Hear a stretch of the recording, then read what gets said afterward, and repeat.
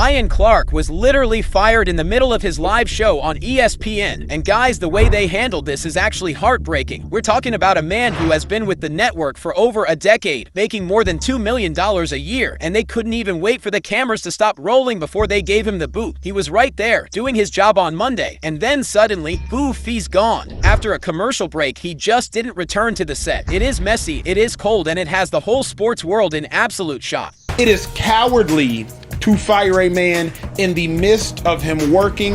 I am not happy about this decision one bit. So, let's look at the actual context here, because this wasn't just some random decision. Apparently, ESPN executives were freaking out because news was starting to leak that a bunch of layoffs were coming. They were getting calls from reporters asking about Ryan's departure, and they were so scared he'd find out from the tabloids before they could tell him that they decided to pull the plug right then and there. Mid-broadcast, can you even imagine? You're sitting there talking about the NFL, and then during the break, someone comes up and tells you you're done. That is a level of disrespect that I just can't get over. And it's not like this was a total surprise to the higher-ups. Reports are saying that Ryan's job has been in jeopardy since the Super Bowl back in February, but the timing is still wild because ESPN is supposed to broadcast the Super Bowl next year for the first time, and Ryan was expected to be a huge part of that coverage. He was a regular on Get Up, First Take, and NFL Live, and he's got his own massive podcast, The Pivot. He was one of the faces of the network, but apparently the execs weren't too happy with some of his past choices. There was this big on and off-air incident with his colleague Peter Schrager back in September 2025. They had this super heated discussion on Get Up, and even though Ryan tweeted an apology afterward, it sounds like the damage was already done. The bosses were just looking for a reason to let him go, and with the broader plan to cut employees at Disney, which owns ESPN, Ryan became the first big name to fall.